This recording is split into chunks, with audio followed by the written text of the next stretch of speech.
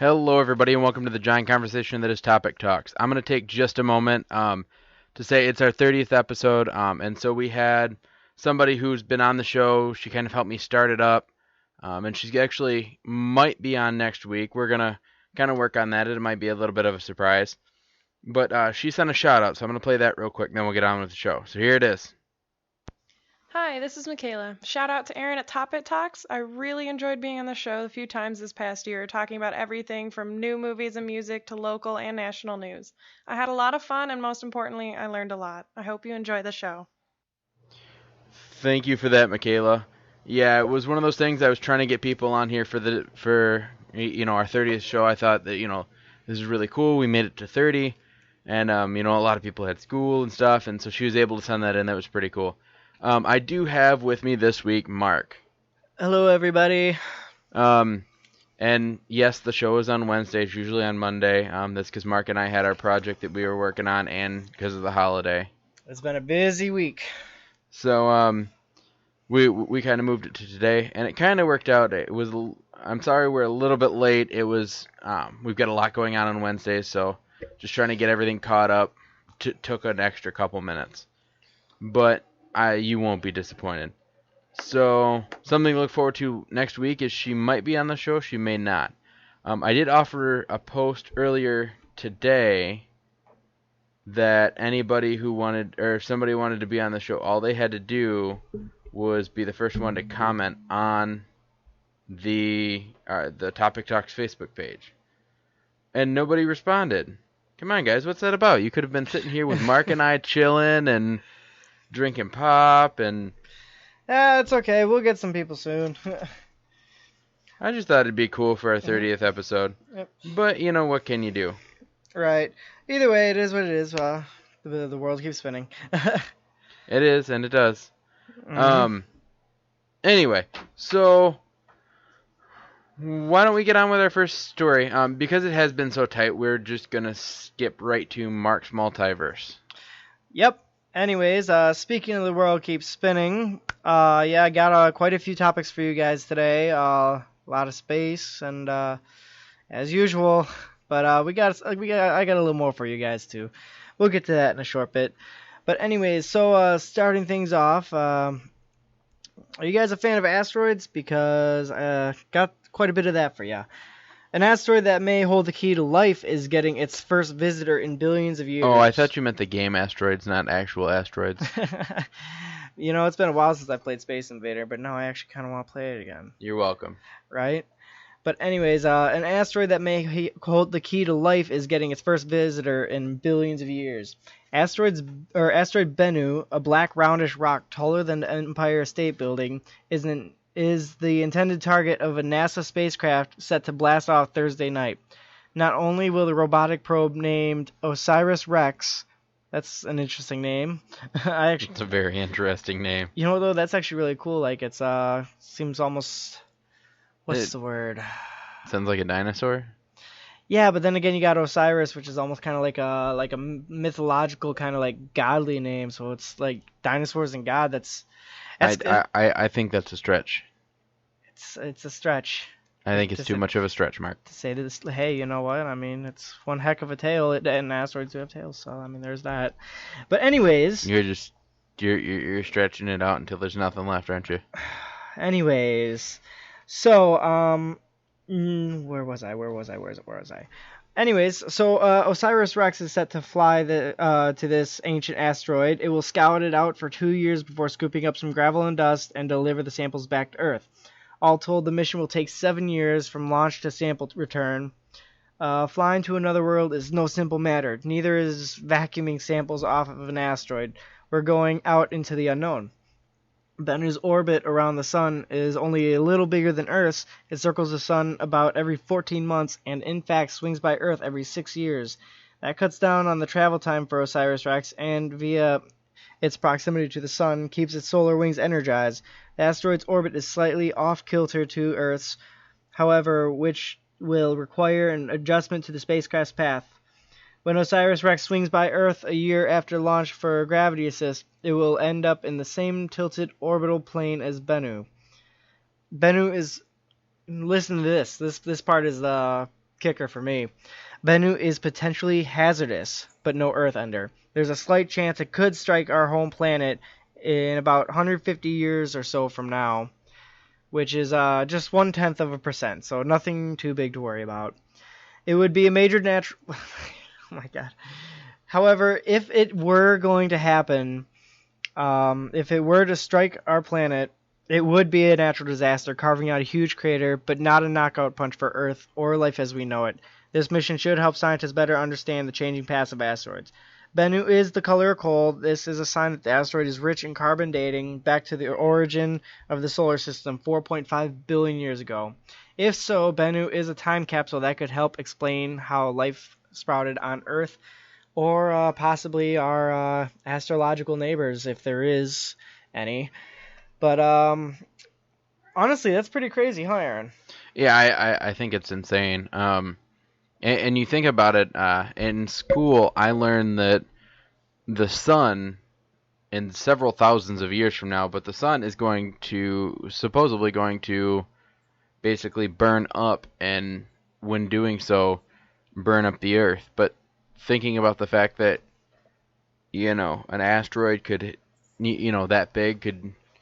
I mean, we could even get one that's bigger than that and does knock us out of orbit, or...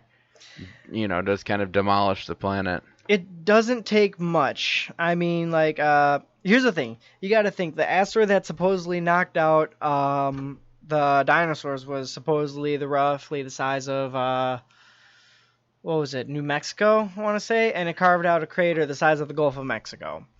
But then again, you got to think, this, according to this story, it's only maybe a little bit bigger than the Empire State Building.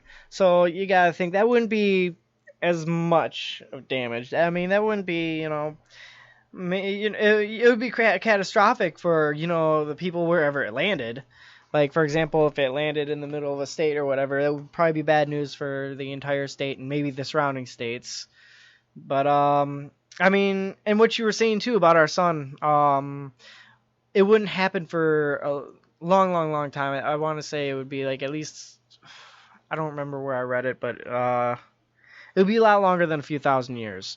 It's going to be long out of our time span. I think mankind will be either extinct or find its way off Earth before the sun actually, does its thing, which when it does its thing, it'll go, by igniting its gases, it'll go blow up into a red giant, and that's what will knock out all the solid planets in our solar system. It would, because it would be so big, it would literally, the sun's surface would expand to that of past Earth, or even Mars. So that's how, I mean, it would literally absorb the planets and burn them up like fuel.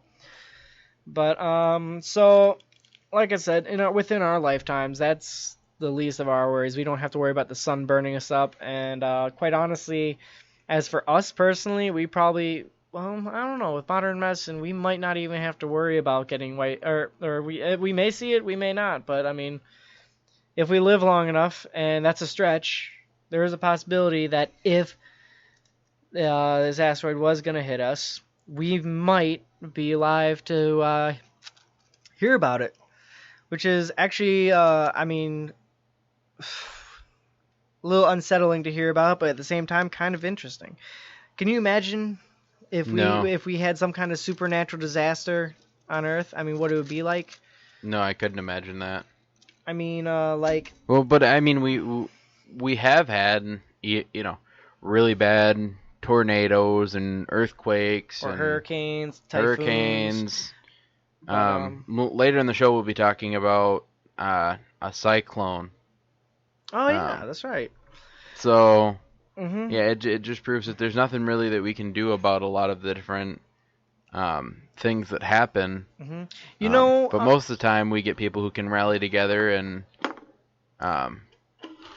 be able to help, what survivors there are, and exactly be able to support the victims of such natural disasters, and be able to rebuild.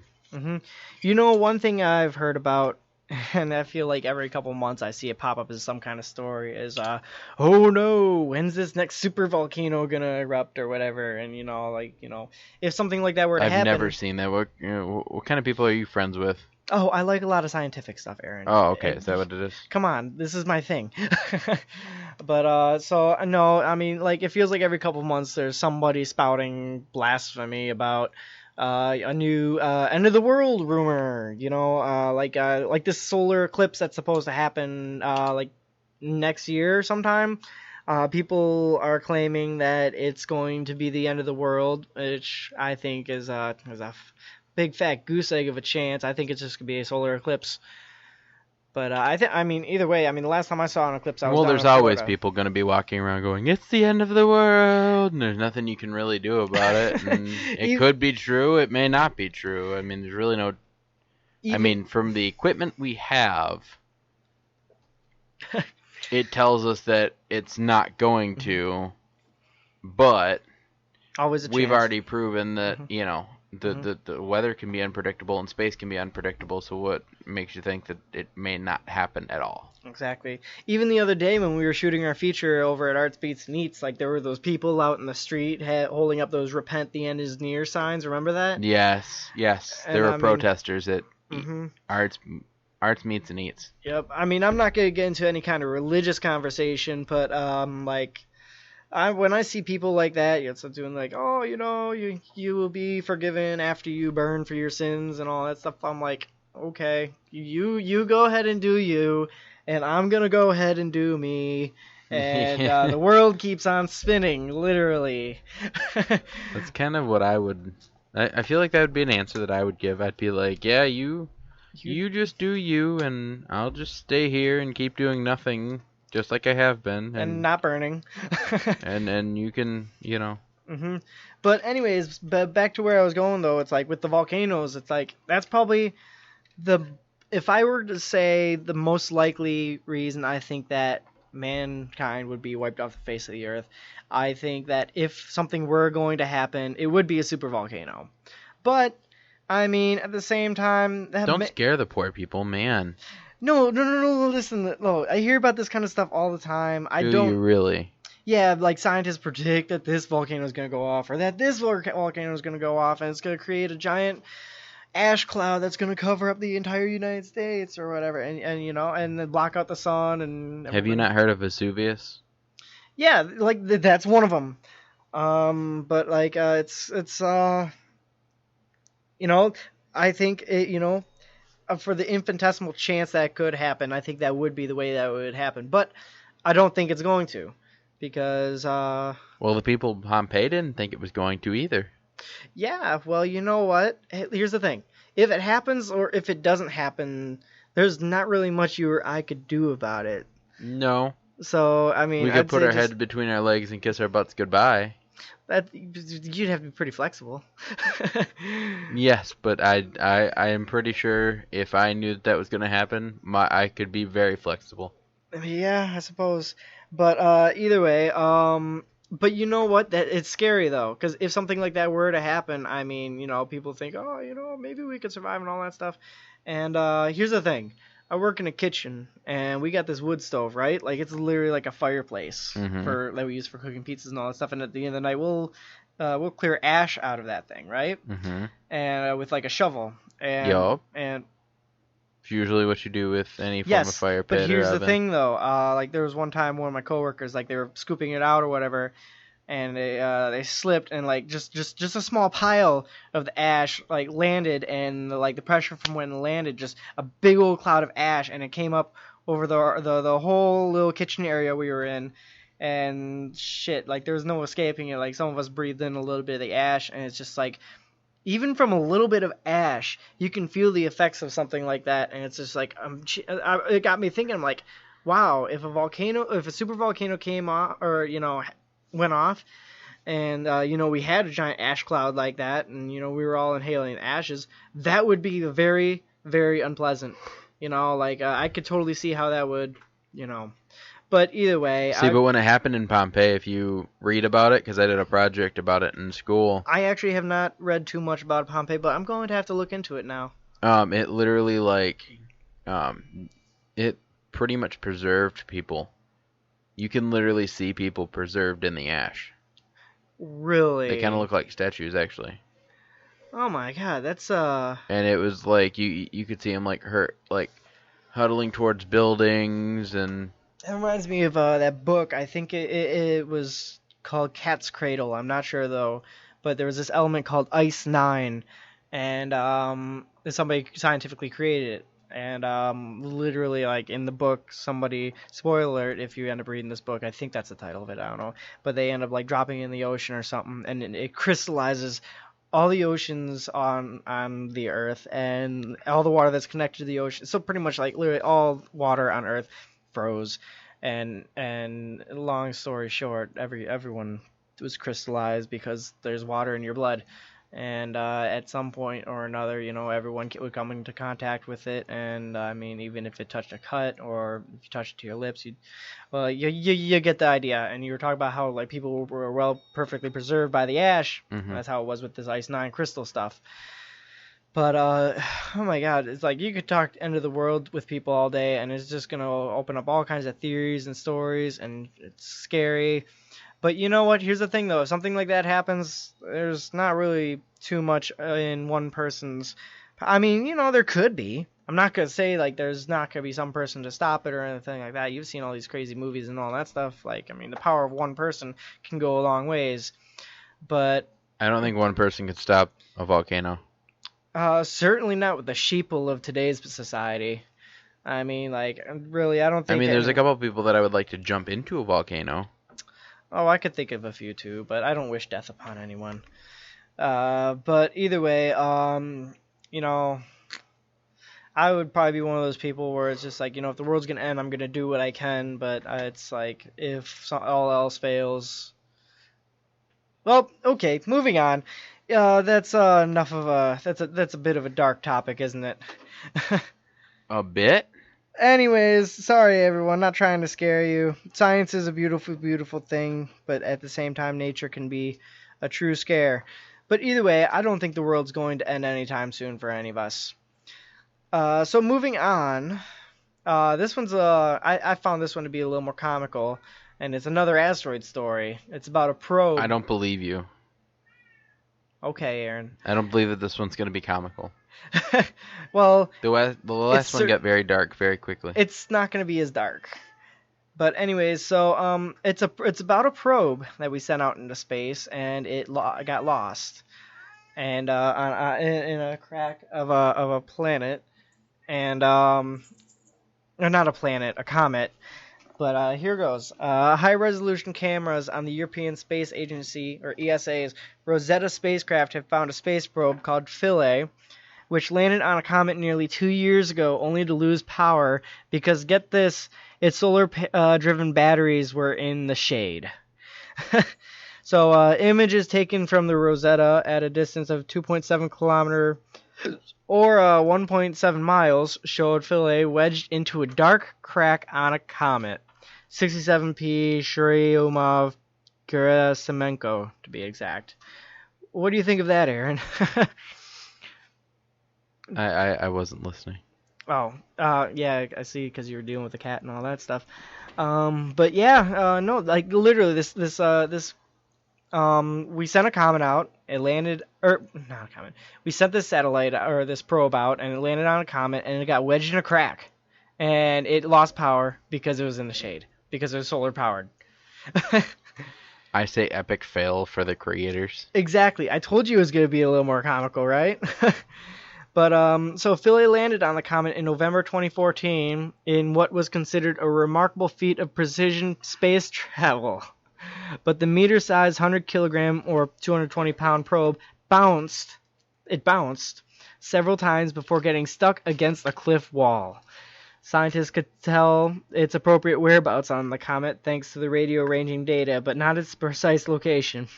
This year, they gave up hope of restoring contact with the probe. So basically, they lost this thing. They sent out this big, expensive project, and they lost it. In a comical power loss of solar, or lack of solar energy, on a crack, on a cliff, on a comet. Nice. Yep. CCC. Yep. But there is wonderful news. The wonderful news means... Is it really wonderful news? Well, it means that we... Well, yeah, they gave up hope of restoring the contact with the probe. But you said that already. Yes, this wonderful news means that we now have the missing ground truth information needed to put Philae's 3 days of science into proper context, now that we know where the ground actually is. ESA's Rosetta Project scientist Matt Taylor said in a statement. Scientists expect to get a final glimpse of Philae later this month when Rosetta snaps some pictures during close flybys before crash landing on the comet itself on September 30th, ending its 12-year space odyssey. So yeah, when I read this story, I thought it was, I laughed quite a few times. I mean, here it is, I fully support our space programs and all that. I think that we should be putting more money into exploring space. But when I read this, I was just like, way to go. We're not putting any money into space exploration. We shut down that. And Well, yeah, Obama, yeah, that's right, like Obama did or something like that when he got into it. But you know what?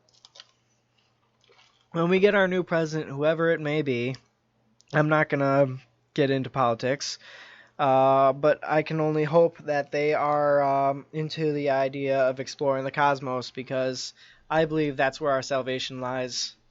What do you think, Aaron? I think it's very interesting, Mark. I'm sure you do. I do. Mm-hmm. But, so, it just goes to show, when you look into the deep depths of space, you can find lots and lots and lots of darkness. But you know what? Where there's darkness, there is also light. And I found this story to be one of the little lights, because I really think that's funny. I mean, here it is. We're trying to explore a comet, and we totally fail, and we totally lose our probe. But we found it, and now we're gonna be. Too bad they didn't lose it on Uranus. That would have been even better. Losing it in a crack, or losing, it on a crack. I don't even remember how I said it, but a crack. Losing a probe in a crack on a comet. On a cliff. On a cliff. Yep. On a cliff on a comet. Crack in a cliff on a comet. See, but then it would be they lost a probe in a crack on a cliff on Uranus. Oh man, that's. You know what? That would be like a scientist's dream headline for a story. But I really thought that was funny. But anyway, so we'll move on.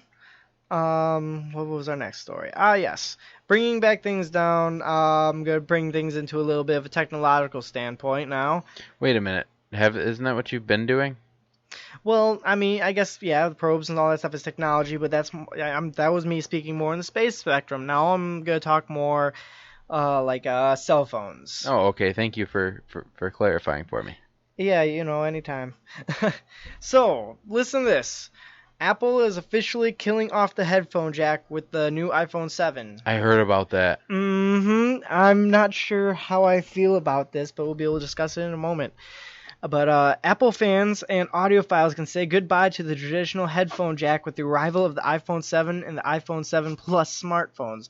During Wednesday's Apple event at the Bill Graham Civic Auditorium in San Francisco, the tech company revealed that this has been rumored for weeks, that the new phone will get rid of a socket for headphones and welcome in an era of wireless audio listening. Do you know why? Why? It's because it's water resistant. Is that it? It's supposed to be water resistant so that but the headphone jack kind of leaves a gap for there to be water. Yeah, I suppose that makes sense. Is that the whole reason behind it, though?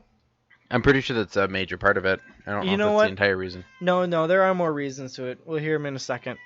But anyways, the new phones will come with a set of ear pods which plug into the lightning port and have a digital to analog converter built into the cable and a lightning to 3.5 millimeter dongle. What's a dongle?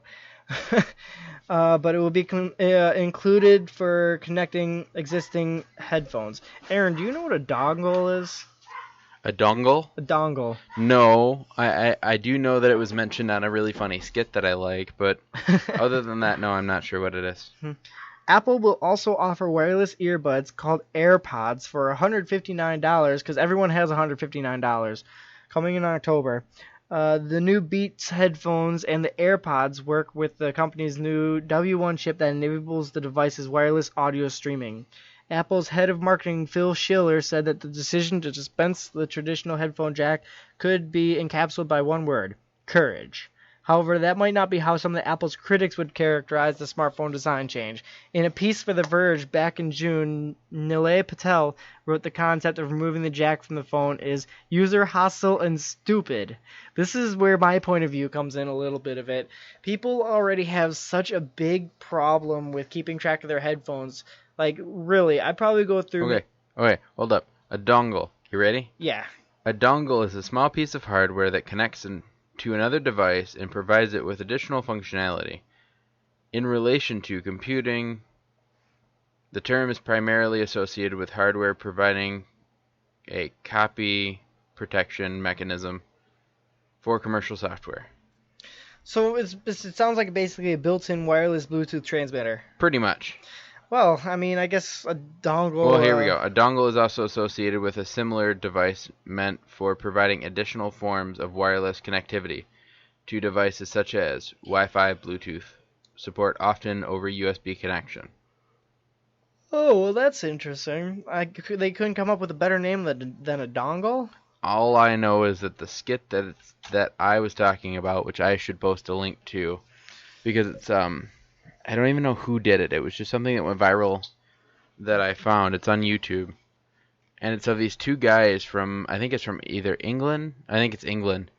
And it's called the Fruit Stand. The Fruit Stand. The technology fruit stand. And so what they do is this guy walks into a fruit stand store. Mm-hmm. And he walks up to this other guy, and he literally the entire time they're making puns about they're holding up pieces of fruit. He's like, "Hey, how can I help you today?" He's like, "Oh, well, I'm having a problem with my apple," and he holds up an apple, and starts like going through that, and they're making he's like, "Here, let me give you a date for that," and he actually grabs like the fruit, a date. He actually gives it one of that, and he puts it in his little diary, and like they're going through, and at the end he's like, "Well, do you have anything else my grandson would like? Because he's already got an apple and a blackberry." Well, can they pair together? No, he's like, oh, what did he say? He's like, "Well, there's this new thing that comes out." He's like, "I can't make heads or tail of them, but the kids seem to like them." He's like, "Okay, what is it?"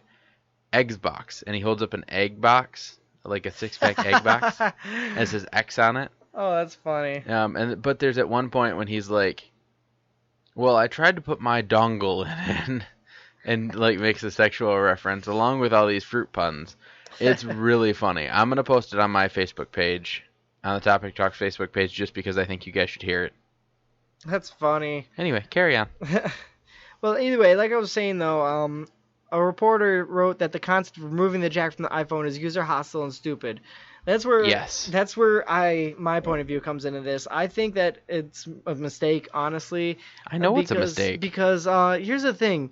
Think about how many... But Apple's just trying to get something to put themselves on top, because they've been copying Android for everything that they've been doing. New technology that everyone's going to have to replace even more often, because now that earbuds are now going to be wireless, because they weren't hard enough to keep track of already, and now they're going to be charging, what, $159 for a pair? Good luck not losing that. You might as well just open your wallet to Apple if you're an Apple user. Yeah, I for one will not be investing in it, but I mean, either way, here's the thing. There's more to the story. The traditional headphone jack is a standard for a reason. It works. It works so well that the entire ecosystem of other kinds of devices has built up around it, and you can understand why. And millions of people have access to compatible devices at every conceivable price point. The headphone jack might be less... Hang on one second. It might be less good on some metrics than Lightning or USB-C audio, but it is spectacularly better than anything else in the world at being accessible, enabling, open, and democratizing. CNET's David Corney took an opposing view. To him, this is just an example of Apple embracing the wireless future. After being on the fence about the issue for the last few months, I've come to the conclusion I can live with the headphone jack. And I think you can too, he wrote. Besides emphasizing the Bluetooth and wireless devices are becoming increasingly the norm, Kornoy emphasized that consumers have lived through countless other design changes that initially generated criticism. So, I mean, really, I agree, though. I mean, like, really, the reason the headphone jack is so universal is because it works.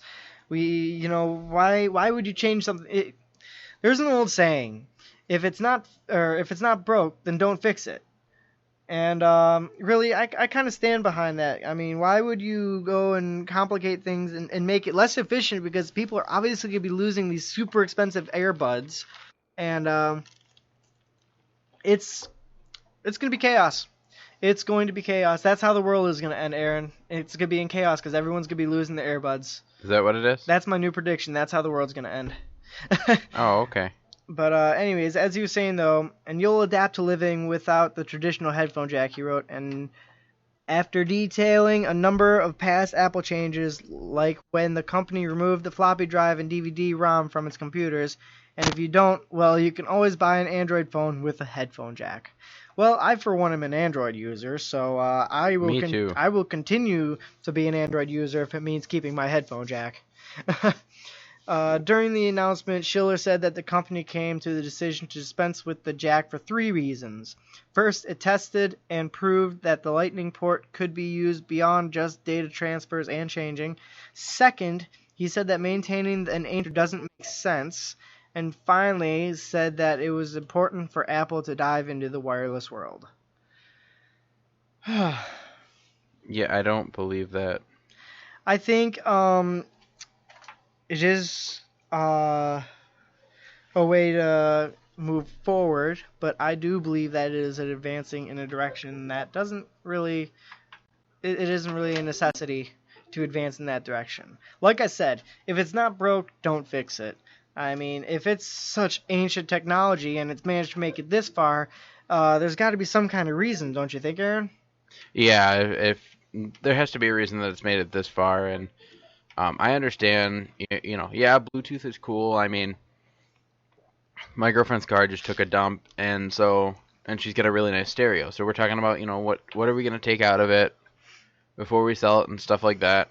And the radio was one of the things that was going to come out. Well, she got her dad's car, which has the same kind of radio. Right. And so we're trying to figure out, if we're going to put hers in that car and how much to get hers. But anyway, I set my phone up on her Bluetooth radio in her new car. And it's nice because you get in and it's got a little microphone on it. And oh, that's nice. But it's cool because you get in and it automatically connects. So if you're playing music when you get in the car, it'll just connect and start playing over the stereo. And it's nice, yeah, but what about those times when you want, an audio cable? I mean, especially with what you and I are going into, like, a lot of you don't know, but for a lot of the, in the old days when I used to make a lot of the Skype calls and all that, I'd use my tablet, my phone, and use an audio cord to hook it into all my sound equipment. And it's kind of like, okay, well, if I got an iPhone where I couldn't do that, what's the point? Exactly. I mean, unless they can, if you're gonna go into the direction of, making everything so it's, almost a required Bluetooth setting, then you're gonna have to universalify it. Everything is gonna have to become Bluetooth at this point if you're gonna make it like universal, like a headphone jack. I mean, every single piece of technology that you can think of that emits sound, which is just about every piece of technology, has a headphone jack. Now imagine, I mean, granted, if they were really going to implement this design, it would take a long time to implement it and totally wipe out the headphone jack, because here's the thing, if you're going to make it as efficient, you're going to have to make everything Bluetooth. And first of all, that's going to be a hell of a feat, and I mean, I'm not going to say it's not possible, but there's still stuff like the headphone jack. I mean, headphones, people... I mean, how many pairs of headphones do you typically lose, per se, within a year? I mean, I've probably gone through, probably 10 pairs of headphones in a year, probably in my worst year. But, I mean, after a while, I just, I stopped buying earbuds because they were so hard, or so easy to lose, and I actually just stuck to the regular, headphones that just actually go on your head. I mean, that's what we use for the show. And, I mean, we're sitting in the studio right now with headphones, with our headphone jacks plugged into, auxiliary ports. and that's how it works, and that's how it works. It works, and If it's not broke, don't fix it. exactly. So it's gonna be, if they're really planning. Like I said, one of the reasons I don't like Apple is because they feel that things are necessary, and that they try to determine what's necessary and what's not, and so they just make these decisions without. I feel like they didn't even consult any of their customers about it. Yeah. Like, yeah, Bluetooth is becoming a thing, but it's not. And the audio jack is kind of like a universal USB port. Right. For audio. And I mean, even like I said, most of my studio uses that kind of audio port, so I can hook stuff in. So it's kind of one of those things where it's like, really? Right. I mean, it's oh, what was I going to say? I don't know. There was a quote, and it was from Jurassic Park, and it was Jeff Goldblum, and he was saying how it's just because you have the power to do something doesn't mean you should. And the first thing you do is you put a patent on it, then you put a sticker on a lunchbox, and you're selling it, and you never stop to think that just because you can doesn't mean you should. And this is what they're doing. This is a direction that it's like, yeah, you could do this, but you don't have to. I mean, there's probably plenty of other innovative technologies that you could put your time and money into instead of investing into a way to make people lose their, even now that will be more expensive, little pieces of technology that go to their little pieces of technology that they bought. And, it's a money scheme is what it is. And it's just going to make things... I don't. I'll admit I'm one of those people that at times I'm not exactly keen to change. I mean, I wouldn't say I fear change, but I'm not always excited about it. But if they may implement this, and maybe in time it might become the norm, and we'll adapt and we will get used to it, because that's what we do. We're humans. We adapt. But I don't know. I just don't think it's a good idea right now. I'm not sold on it. And it's going to take a while before I am. But, I mean, hey. I mean, I've been wrong before. Sometimes opening up one pathway... You've been wrong a lot. Just because sometimes opening up one pathway can open up other pathways. So, I'm not going to be totally closed-minded to it. I just don't think it's a good idea. But either like way, I said, I don't feel like Apple went through and did the proper surveys. I think their tech guys are like, well, you know what, we're out of ideas, so why don't we do something that's kind of a game changer and do this? Yeah. And it's kind of like I don't know. I feel like since the creator of Apple had passed away, and like Apple hasn't made really any innovations. They've just kind of copycatted everything a lot of other companies have done. Yeah, ever since Steve Jobs passed, I'll admit, Apple has been different. But, I mean, I don't know. Like I said, it could open up new opportunities. I just hope that, if they're really going to put their money into this, I really hope that they're opening up some good opportunities. And for God's sake, I really hope that they have some kind of countermeasure for when people lose these $159 earbud headphones. They're like, I mean, there's got to be some kind of insurance, obviously, if people are paying that much money for them. Yeah, they are, but then you've got to pay like $100 deductible to get them replaced. Mm-hmm. It'll be like a phone. Yeah, and here's the thing, it's gonna be like, if you think it's already, hard enough to keep track of your headphones now, imagine what it's gonna be like when there's no wires to them. Yep. It's just, it ain't gonna work. But hey, like I said, been wrong before. So. Been wrong a lot. Hey, you know what? We've both been wrong a lot. Everyone's wrong. I'm always right. That's what he says. He says that. I do. Always. All the time. My dad used to have a saying. It was more for comedy, but he'd be like, what was it? I'm always, man, I don't even remember it. I'll say it when I remember it. Oh, okay. Nope, I'm always right except for this one time I thought I was wrong, but I was really right all along. Really? Yeah, and he used to say that a lot just Hmm. because it was funny. Right. But anyways, so that being said, I'm done ripping into Apple. I'm not. Or taking a bite out of Apple, so to speak. But well, I mean, if you're not done, then by all means, go ahead. No, I'm okay. I'm done. Okay, all right then.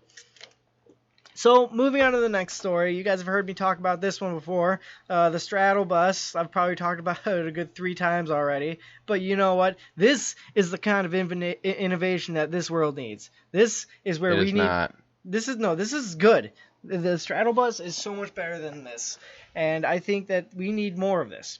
But basically, the straddle bus finally goes for its test drive. It looks like something out of the science fiction movie, but China's straddle bus, which went for its first test drive this week, could have the potential to revolutionize transportation. The electric bus, known as the Transit Elevated Bus, or TEB, is 72 feet long and 25 feet wide. Its elevated body, which can fit 300 passengers, allows cars to pass under the bus, keeping the flow of traffic. 4 of the wheels can be linked together, providing the potential to transport as many as 1,200 passengers. The bus first generated buzz when it was introduced at the China-Beijing International High-Tech Expo in May.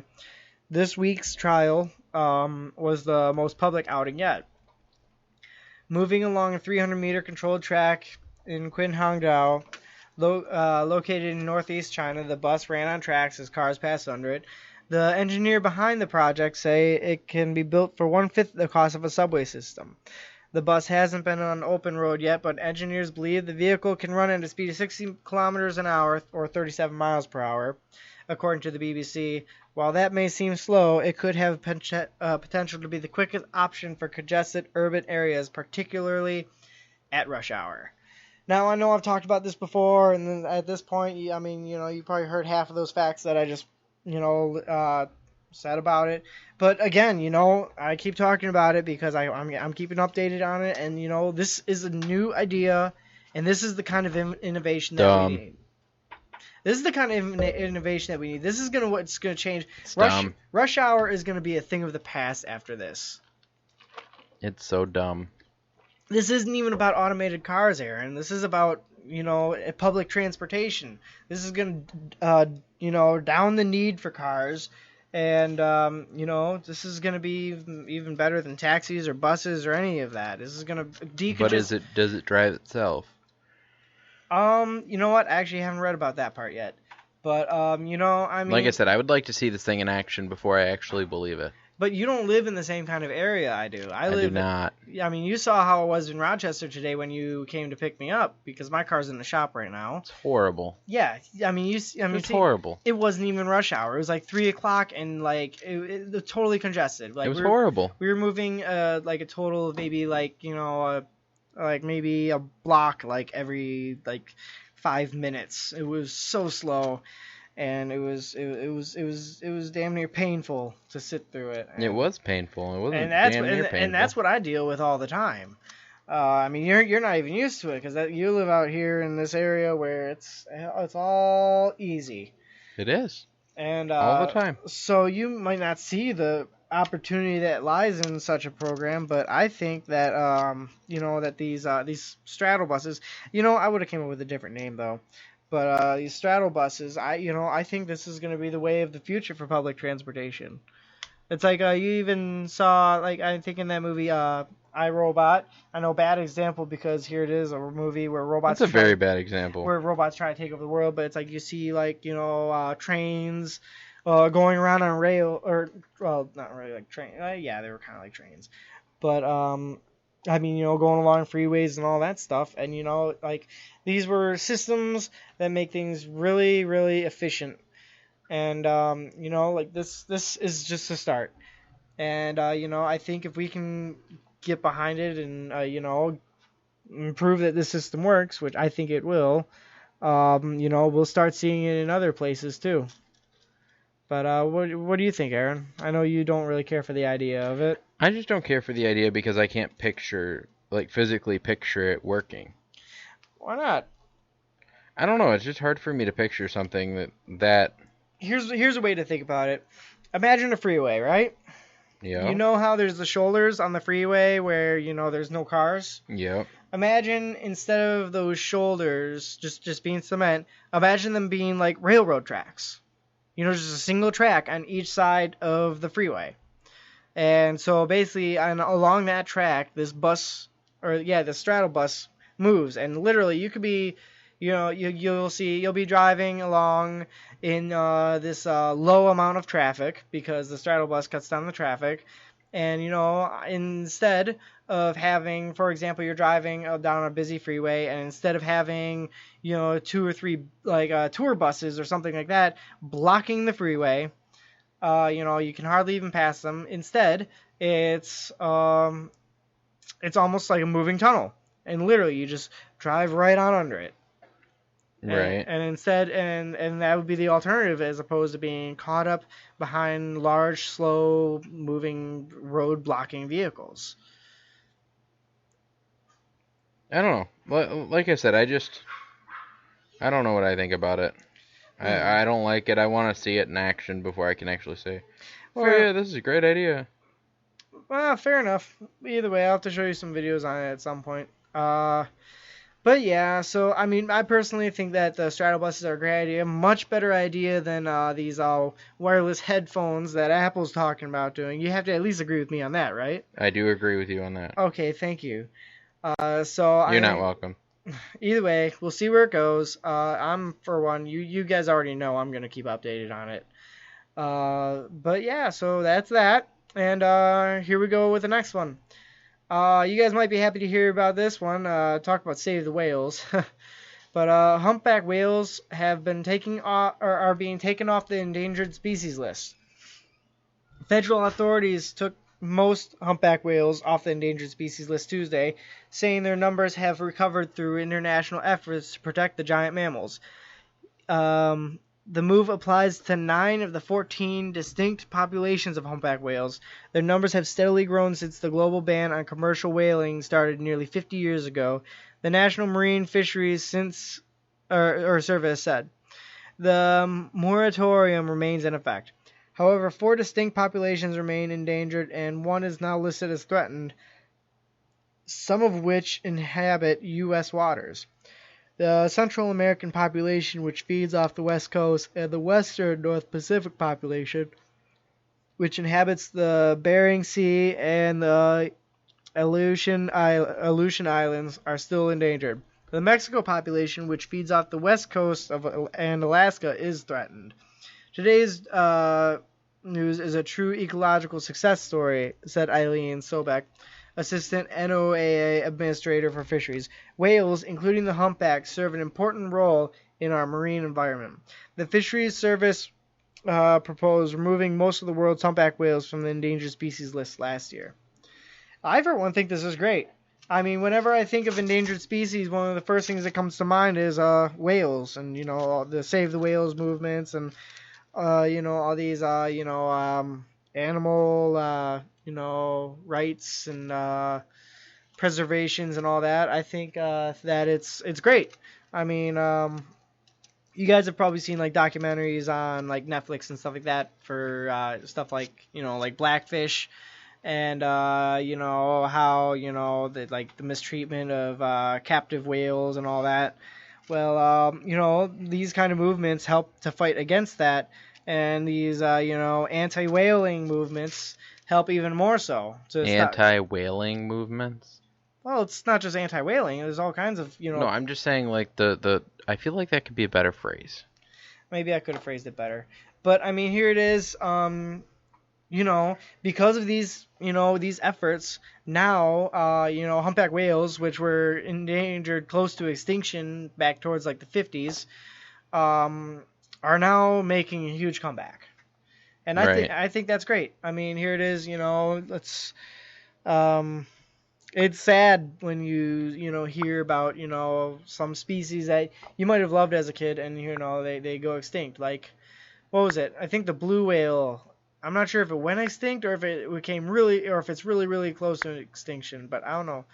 Have you looked at have you read any of that kind of stuff, Aaron? I have not. Okay. I do kind of agree with you when you say, you know, it is kind of a good thing that they are off the can't even say it, endangered species list. Mhm. Because there's been a lot of things that I've heard, oh, they're on the endangered species list, but now because they've been on there for so long, there's so many of them. And it's kind of like, well, you can't kill them. Well, why not? They're overpopulating. Well, they're on their endangered. So I think it's kind of nice that, you know, it does kind of show that they are going through and editing that list and taking, you know, making sure that if they're not endangered, they kind of take them off. That way they don't get too overpopulated. Right. Plus, I think it's really good because what was I gonna say? You know, it's like a lot of times these animals end up on the endangered species lists because of us. You know, Yes. here it is. You know, people are poaching or whaling or hunting, way more than they should. Just you look know? at unicorns. They're not They're no existent more. anymore. Well, you know what? I heard a funny joke once that unicorns actually are real, except that they're just much uglier, and we call them rhinos. But I mean, we just here's a good example. There was a species of rhino. I think it was the white rhino. I think it was, and you know, it was just last year, and it just hit extinction. I think it was that. I'm not sure if it was white rhino, but it was a species of rhino, and we did it. You know, we pushed it to extinction. No more. And you know, I read about that, and it just made me so mad because here it is. You know, first of all, it's like all these animals are like, you know, half these African animals, a lot of it's in Africa because, like, you know, people are poaching them for their tusk and you know, all kinds of other stuff, and you know, selling ivory in the black market or pelts, you know, all that stuff, you know, and it's bad. It's really bad, and you know, it's good to see that for once the opposite is being done, and we're actually managing to preserve a species and bring it back away from being endangered or close to extinction. And you know, now humpback whales are, you know, about to be at a point where they're thriving again, and I think that's great. What do you think, Aaron? Yeah, I like I said, I'm a fan of the endangered species list because it does, you know, we are the cause, and On a lot of the cases, it's not always our fault, but these days, most of the time, it is. well, but it also shows the fact that you know, there are some people who don't care and are poaching and stuff, but it does show that there's a lot of people that do care. The fact that the list exists and that it is so successful, and this is one of the points where it's successful. But the problem that I've ran into in the past is, you know, it's been kind of over successful. You know, the species hasn't been taken off the list in so long that it's overpopulated now. Well, You know what I mean? I think they keep track of that too, but I don't know. Like, I know a good example of what you're saying is, like, for example, with deer season. You know, without hunting season, you know, our deer population would get out of hand. You know. Well, and what it is my girlfriend's dad is a part of this group called QDMA, and one of their goals is they work with the DNR to kind of figure out, okay, is the deer population getting, like, are they becoming overpopulated? Are they becoming underpopulated? That's the reason that you can only get so many deer tags a year. Why there's a short season for gun, you know, you get so much time for gun and bow and stuff like that is because of the statistics that they take, you know. And they take a lot of other factors into account, but this group works with the DNR to try to help figure out, you know, okay, if they're overpopulated, let's extend the season for a while. They're underpopulated, let's shorten it up a little bit. Right. And that's kind of how we regulate it.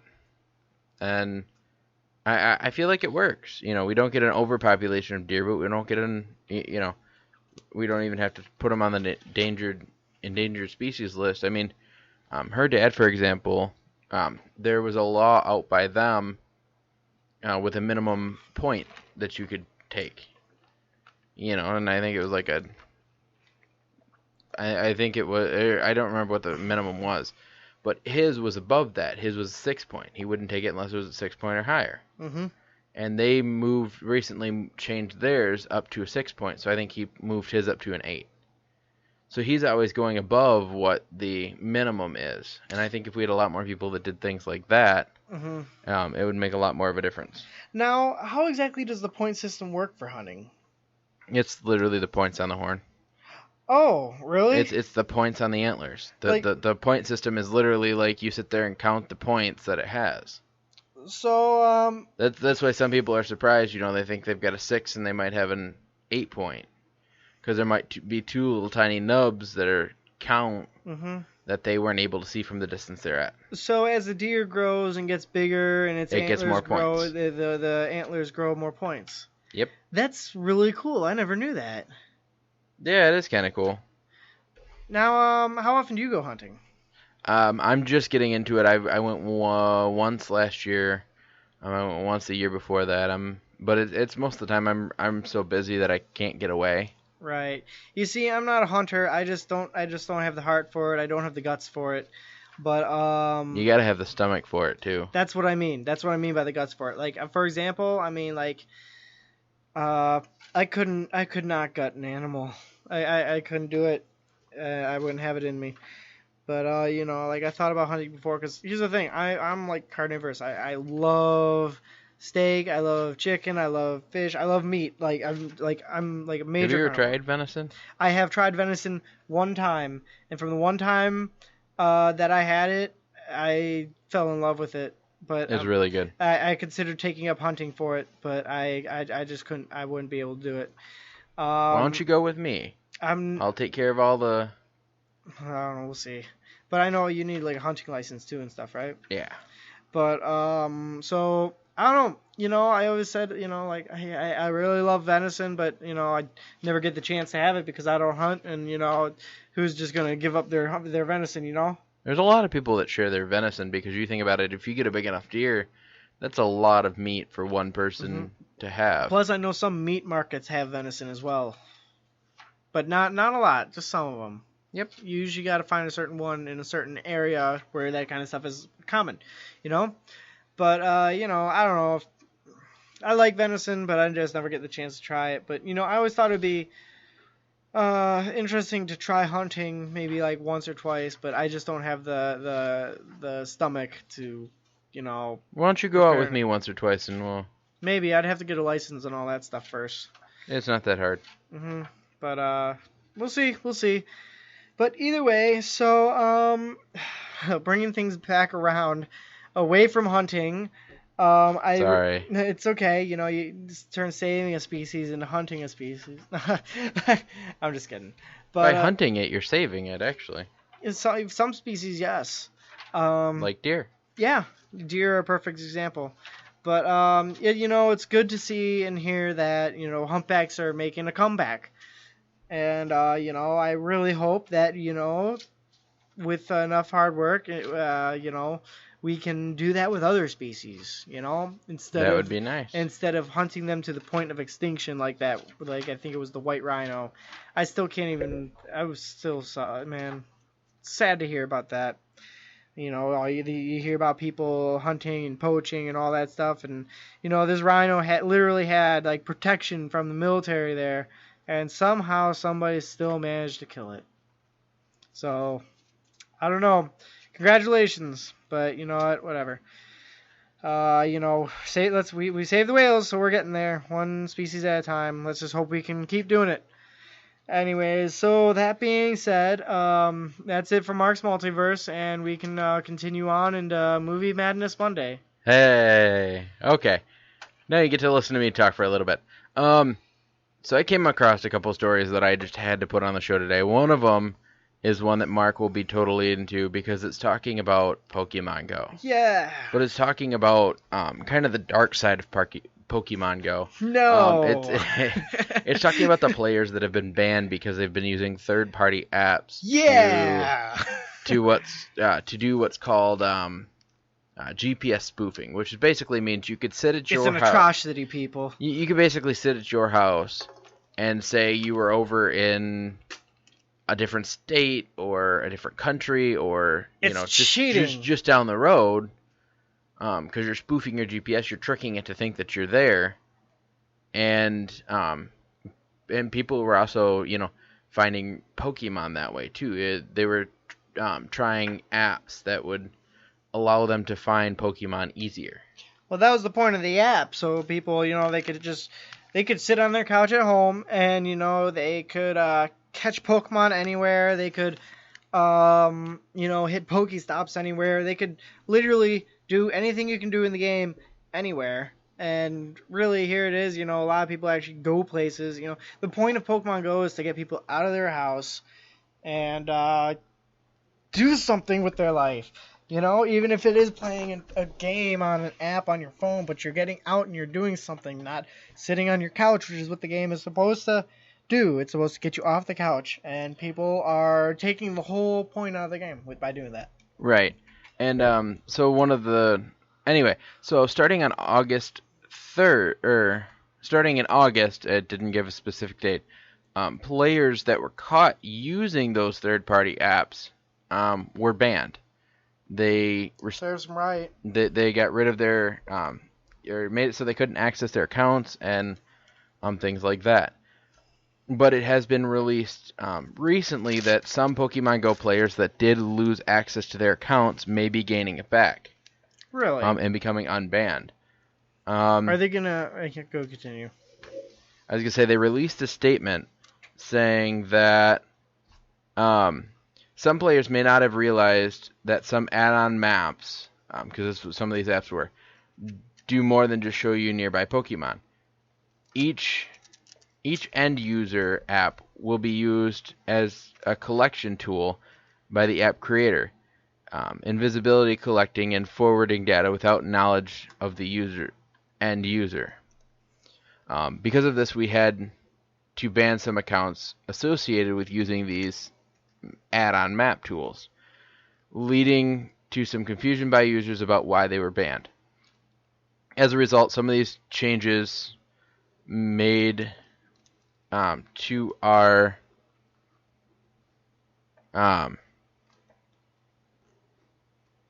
sorry, there's a vibrating on my desk. I'm trying to figure out what it is.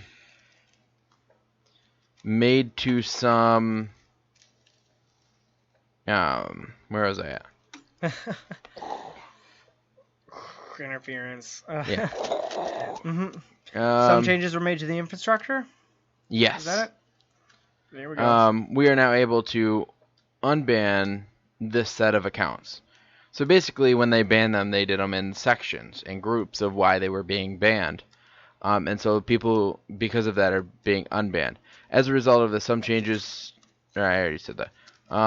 They also said that moving forward, people that tested add-on maps will regain access to their accounts, but GPS spoofing technology will still be banned. So basically, people who were using it to do that are going to be banned from being able to play the game. So the people who are actually breaking the rules are still going to be banned, but the people who are somehow mistakenly broken the rules will be reinstated, so to speak. Yes. Okay, so, I guess that makes sense. If you didn't realize you were, I don't know. That's a slippery slope. I think maybe, regardless, maybe just make them start over or something. Because you know what, just because you were wrongdoing doesn't mean you should totally be...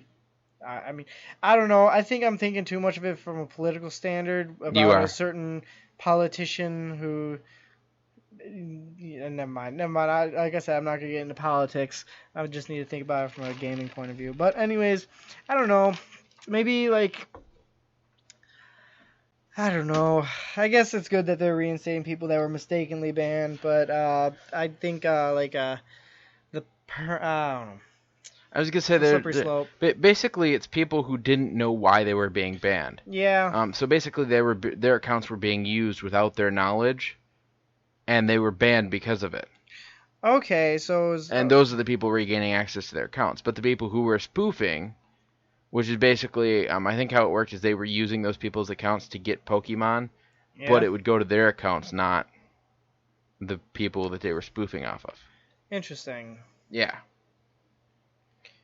Well, either way, it's interesting. I know, you know what, as a Pokemon Go player, I do hear a lot about updates and all that stuff.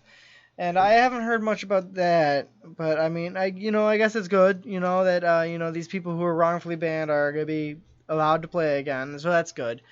I know there's gonna be a lot of updates too for the game coming up too. Like for example, one of the updates I was telling you about this earlier, Aaron, is a buddy system.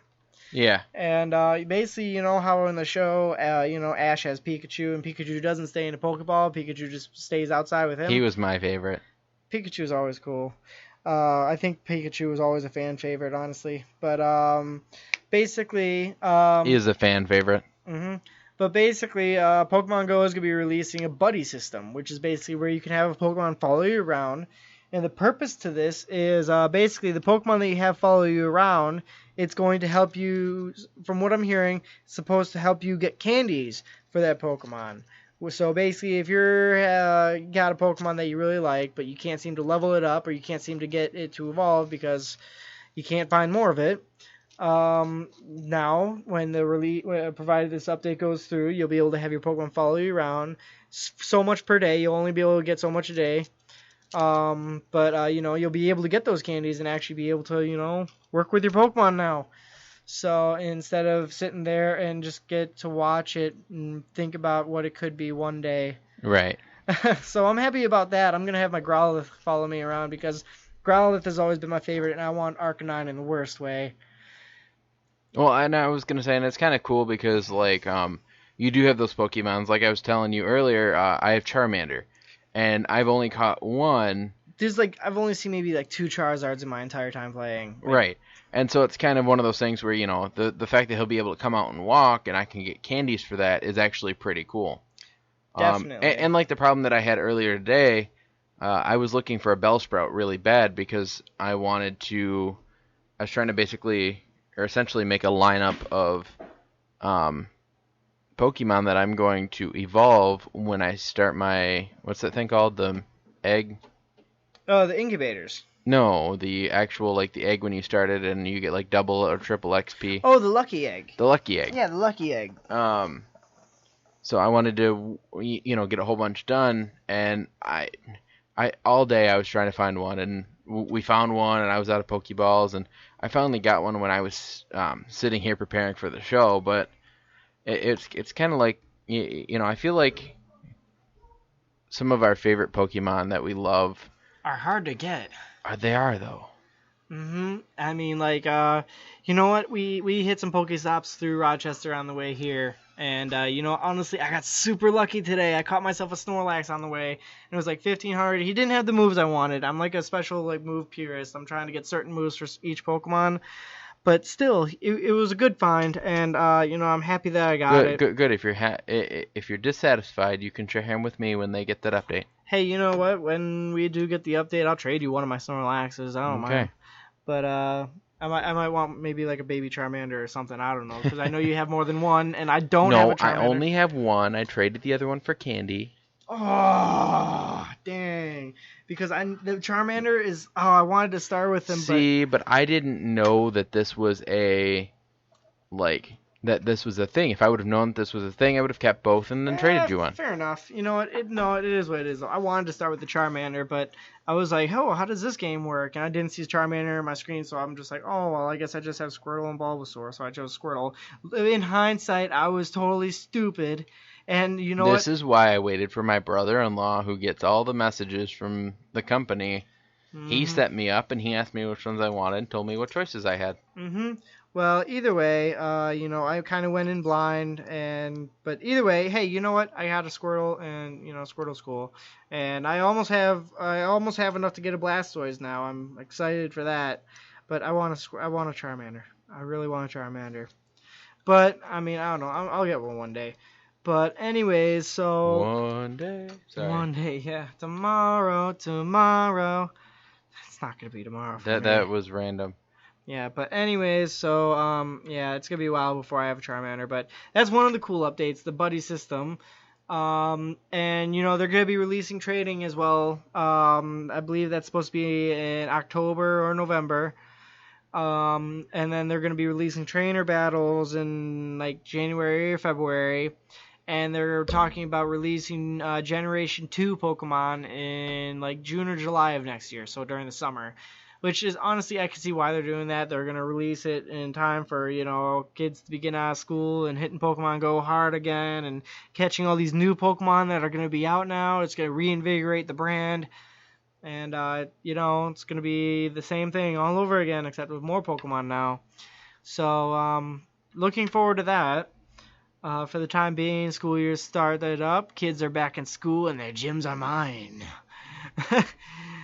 You're so weird. Oh, come on. You know I'm weird. Everyone knows I'm weird, but I love it.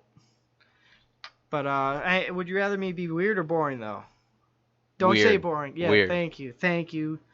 That's what everyone says. And you know what? I'm glad I'm weird.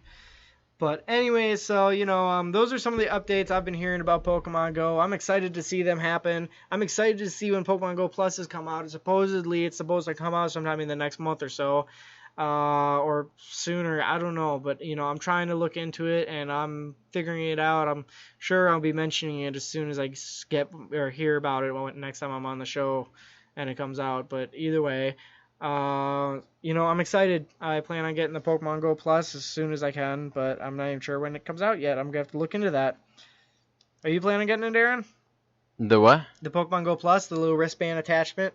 It basically makes it so you can... You know what I was curious about that? Because I have an Android watch, and I was wondering, why don't they come out with an app that you can add on? Because I've already paid this money for, Galaxy Gear.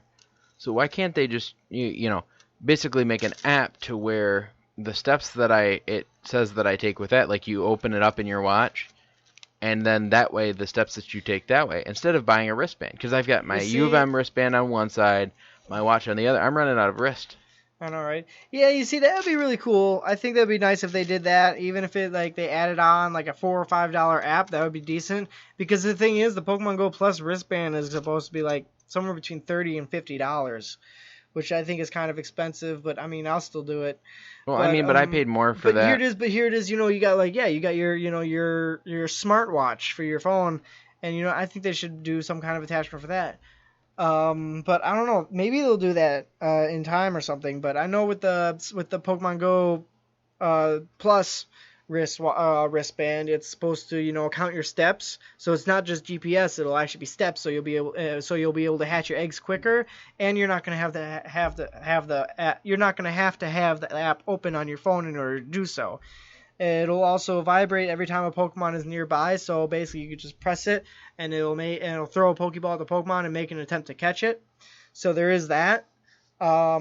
The only downside to that is I feel an abundance of Rattata in my future. So many Rattata. And just in hopes that it's something rare. But I mean, hey, you know what?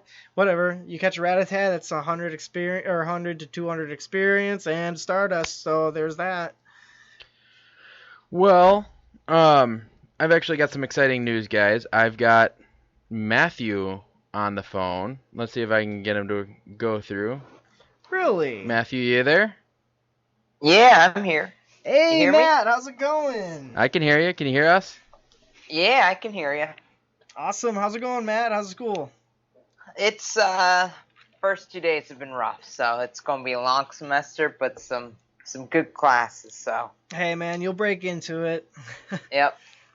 So obviously you're listening in. What are your thoughts on this? I just got on. I have no idea what we're talking about, so you got to catch me up a little. We're talking about Pokemon Go. They're starting to go through the people that they started banning in August and unbanning some people because there were people who would spoof GPSs. And I think how it worked is they would spoof their GPS and use somebody else's account. Basically, they were using other people's accounts, and the people whose accounts were caught doing this got banned. And so these guys are like, why am I banned? I haven't done anything. But their account data said they had. And so they're starting to kind of unban those people who are really innocent of doing any wrongdoing. But everybody who is caught spoofing their GPS are still going to be banned and going to continue to get banned. I think that's the right decision for the company. I mean, it's keeping true to the intent of what the game was designed for. And, I guess for me, find it interesting that how Pokemon Go is going to keep itself relevant, because granted it had a huge, opening, which we all knew eventually it was going to sort of like plateau, level out at some point, but it's going to have to do a lot in order to stay relevant, I think, as far as games go. Well, I could tell you a lot about So- that. We were talking about this as well. I know they're going to be releasing a buddy system with the game where you can, you know how Ash had his Pikachu who followed him around in the show? Yep, I heard about that too. Yep. You're going to be able to have a Pokemon follow you around. It'll gather you candies. I think you'll only be able to do so much a day, but still, I think that's an awesome feature. Mm-hmm. And they're also going to be releasing trading sometime in the next coming months, and shortly after they're going to be releasing battling. And get this, so obviously it's going to die down for winter, right? Because nobody's going to want to go out in the cold, right? What was that? You know how, like, in the winter it's going to be cold, so nobody's going to want to go outside, right?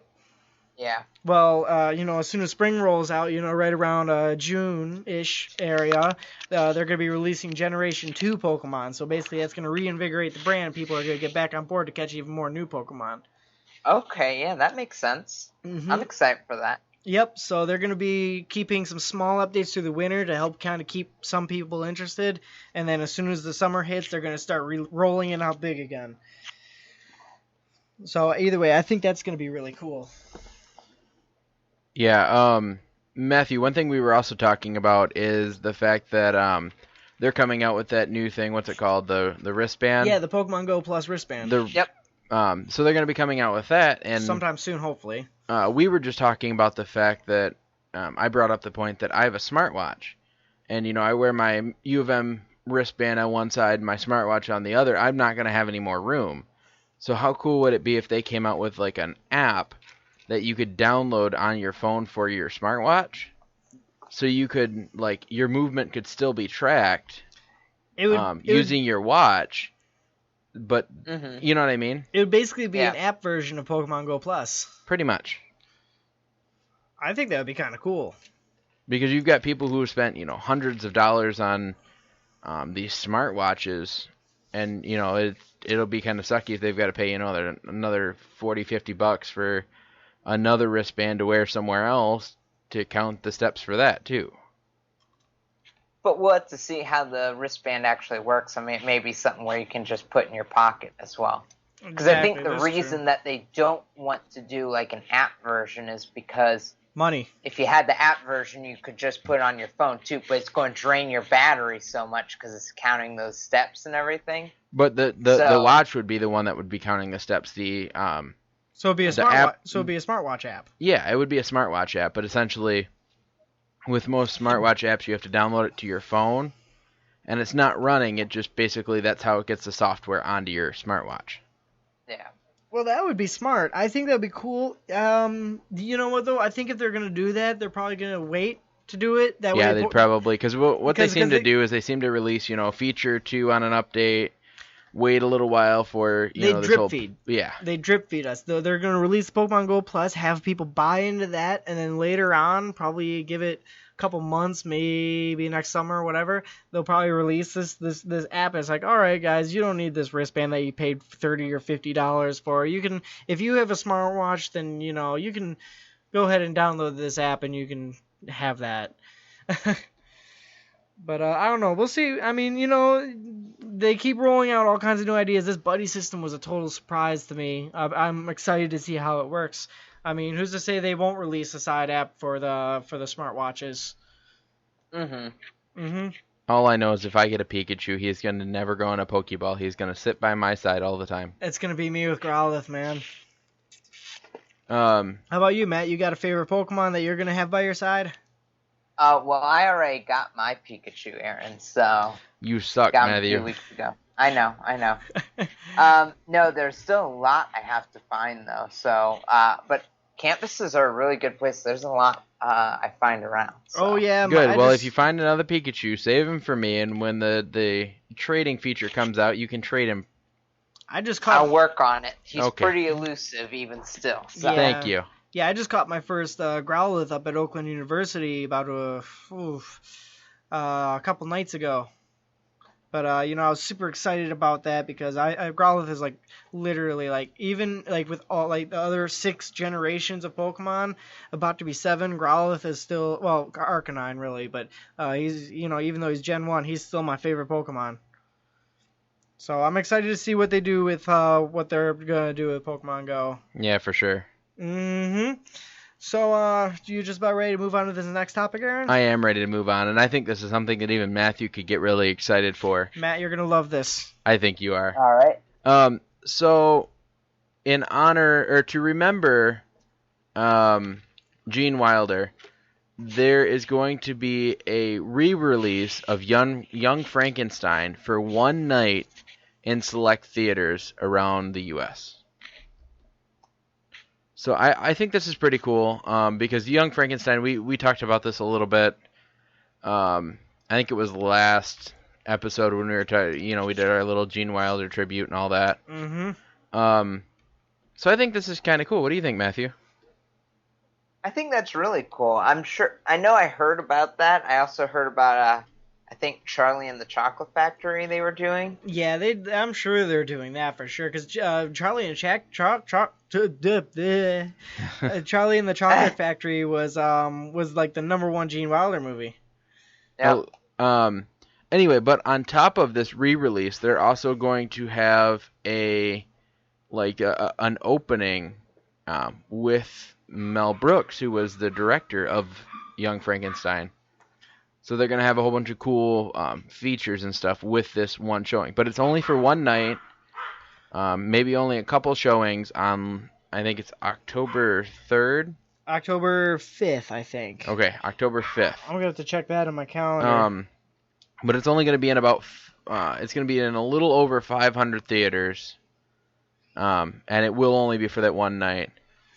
So, and Mel Brooks was reported saying in about 2007, he said, "I hate actors, but on Young Frankenstein, I had lunch with them every day because I like the cast so much. Between Madeline Kahn, Terry Garr, Marty Fieldman, and Jean Peter Boyle, we all had a magnificent company of players. I felt like an old-fashioned English theater manager taking the cast into the country." So I think that says a lot for the cast and the movie. By the way, good news. The October 5th is going to be a Wednesday, so we should have that day off. So Matthew, you think you're going to try to find the nearest theater and go and see this? I will do my best. I just checked the Michigan Theater here in Ann Arbor. Unfortunately, it does not look like they're playing it. I'm going to have to look some into that I believe is the State Theater right next door, where they often have those special screenings, is being renovated here soon. So. Oh man, that sucks. Yeah, I looked around here. It's very, very, very, very, very select theaters that are playing it. I looked around, and I think there's one in Flint that's going to play it. So I'm going to probably try to pick up my tickets very soon. I'm going to have to look into that around Rochester. I know. I don't think Jenna's seen Young Frankenstein, and that's a movie. That Young Frankenstein is a must-see. It is. It is one of Gene's greatest works, along with Mel Brooks. Honestly, Young Frankenstein was I think Charlie and the Chocolate Factory was definitely his #1 best seller and all that stuff. It was Willy Wonka and the Chocolate Factory. It was Charlie and the Chocolate Factory was the one. That was the horrible one with. My bad. But either way, I personally, I liked Young Frankenstein even more than the Chocolate Factory. But that's just a matter of personal opinion. Well, I was gonna say I like them both evenly. I grew up with. Don't get me wrong; they're both amazing movies. I grew up with Willy Wonka and the Chocolate Factory, and then kind of a little bit later, I discovered Young Frankenstein, and it was just on TV one day. I discovered that this movie was, and I'm like, oh, I know him. He's from Willy Wonka and the Chocolate Factory, and then I watched it, and I was just kind of in love with this movie. Oh yes, it was absolutely hilarious. But you know, it's like man, now I want to go back and watch it. You know what? Whenever we do these Movie Madness Mondays, it makes me want to watch movies. Yes, it does. It makes me want to go watch Star Trek. It makes me want to go watch Young Frankenstein. It makes me want to go watch whatever movie we're talking about. There was one time when I wanted to go and watch the Harry Potter series and the Fast and the Furious series all in one day, which is not possible. It was not possible, but either way, we wanted to do our damnness to try it. But you know, I remember one show. You know, you guys literally, it's like we talked about it, and you guys literally went to go see the movie right after the show. Yes, we did. That was Logan and I. We talked about what movie did we talk about? Central Intelligence. We ended up seeing Central Intelligence. It was Finding Dory. Yeah, no, that was it. Yep. It was Central Intelligence. But we were talking about Finding Dory, and you guys were thinking about going to see that, but then you guys ended up rescheduling for Finding Dory. Yeah.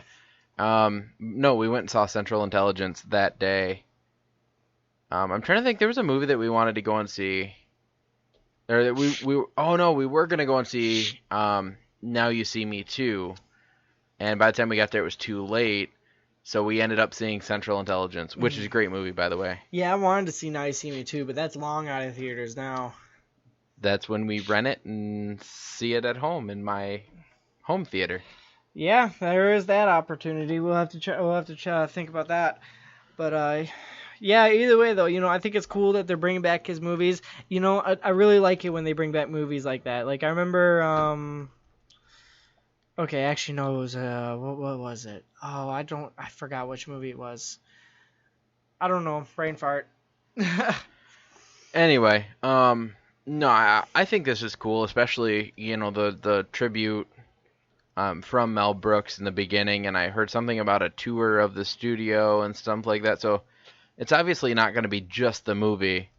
So I really want to make a point to go and see this. What about you, Matthew? What do you think of the whole thing? I think it's wonderful.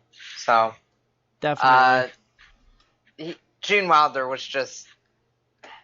He was such a character. He did so many phenomenal roles. Oh, yeah. And considering how long ago those were for some of us, I mean, not that, you know, it's ancient by any means, but most of those were like 70s, 80s. And to think that they still resonate so well with today's audience, I think, speaks a lot to his work. I remember the first time I saw Young Frankenstein was sometime last year, and I was just like, how have I not seen this before? This is absolutely amazing. Well, and like I grew up with Willy Wonka and the Chocolate Factory, and that movie had been around... What year did that movie come out? I'll check. I want to say that was... My guess would be 1978. I was going to say it was way before I was born. And that's a movie that, you know, my dad, when I was a kid, said, oh, he needs to see this movie. And I watched it. 1971. 1971. Yeah, that was way before I was born. Yeah, I was not alive at that time.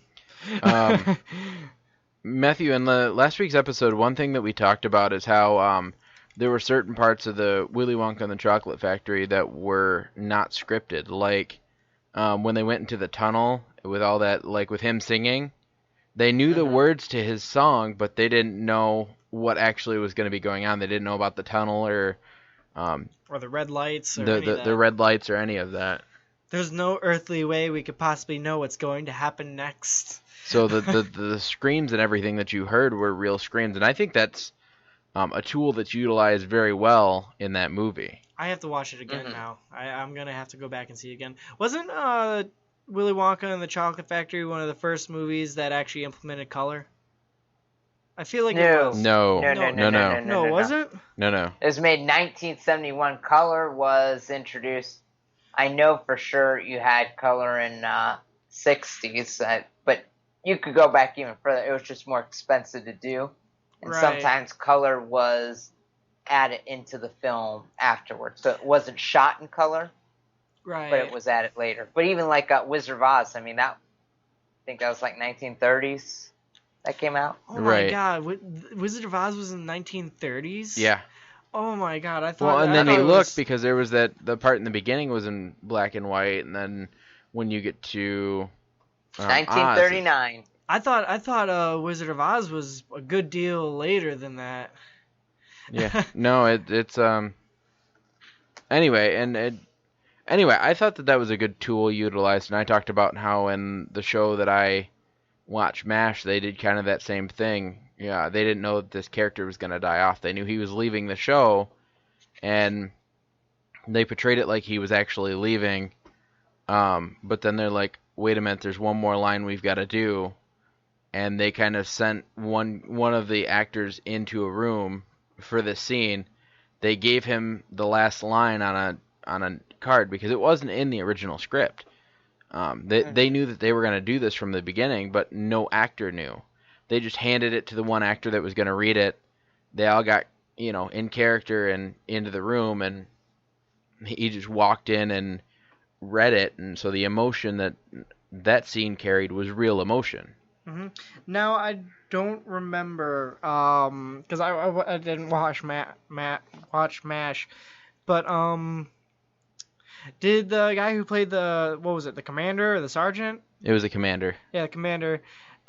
Was that accident, I know they, scripted it, as a surprise or anything like that, but, it was just scripted, right? I don't remember. That didn't actually happen, right? He didn't actually end up dying by No. He just felt like he was done with the character. He couldn't do any more. So it was just a surprise exit. Well, no, they knew that he was exiting. Oh, okay. And how they played the scene off is, he got into a helicopter and everybody said their goodbyes, and he flew away. Right. Well, then the next scene shows them in the OR because it's a MASH unit. It was a mobile surgical hospital. Mm-hmm. Military mobile surgical hospital. Anyway, and so what they did is they were gowned up. They were in this operating room, and then they sent the company clerk in, who was really close to this commander. Yeah. In the show, sent him in. That's the guy that they gave the note card to with the last line on it. Sign him in, and that's what. Nobody knew what was going to go on. They just knew, they were doing an operating scene, and when he came in and read it out, the emotion and the crying that they had was real emotion and crying. Right. Still, that's you see when you see people do those kinds of flips a script like that, I really think that's cool just to see the real emotion in the actors' faces. And I was gonna say it wasn't really the flip of the script; it was they left that last piece out. They knew exactly what was gonna be said. A plot twist. And the producers knew exactly what was gonna be said, but they didn't put it in the script so that none of the actors knew. Right. And I do think that that's a very, very, very good tool that's been utilized. It's an effective tool, for sure. Very much so. What do you think, Matthew? I think so. I mean, on one hand, it's always a mean trick to do that, I think, to the actors and actresses. But definitely. I'm sure it's not fun from the other side. At the same time, that's always been, an argument to get those genuine reactions out of people. So, yeah, I still think it's a mean trick, but I see where they're coming from when they do it. I was going to say, and I don't think the actors think it's a mean trick because a lot of them, could be method actors. So that could be something that could really help them with that scene. Whether they know about it or not. And from what I've heard, nobody was really that mad about it or, I know, a little bit on a totally separate note, but same general area. You guys remember Heath Ledger from The Dark Knight, right? Yes. You know the scene where he was walking away from the hospital and he tried to press the explosives and it didn't work? Yes. And then he hit it a couple times and then it blew up and he acted all surprised? Yes. That was genuine surprise. It was actual malfunction. He was supposed to walk away and it was supposed to blow up the first time, but for some reason it didn't work, so he stayed in character, was just messing with it, and then it actually blew up in the background. So that was a genuine surprise for Heath Ledger when the Joker freaked out because it blew up. That was a totally improvised scene there. Well, and it's kind of like in the movie Something About Mary. There was this scene where something happened. I'm not going to go into too much detail, but something happened and this guy needed an ambulance. Oh yeah. And Zipper. Well, anyway, so what happened is they got him on the stretcher. So they jumped from where he's at to him on the stretcher, and they're rolling him towards the about to pick him up into the ambulance. And the gurney just drops, and it was either the gurney just dropped or the guy dropped, the gurney. I think the gurney. So it hit the ground. Well, that wasn't scripted. That was something that just happened. But the producers thought it was so funny that they actually kept that in. But it's kind of cool to see, you know, the malfunctions that happen. It's kind of along the same lines of, you know, when something's supposed to happen and it doesn't, or when something's not supposed to happen and it does, but it, you know, kind of gives it that realistic feel. Improvisation is a beautiful, beautiful thing. It is. Would you say, Matthew? Yes, it is. Mm-hmm. Okay, guys. Well, why don't we move on? All right. Well, on that note, I'll be right back. I just gotta, head upstairs for a second. Okay.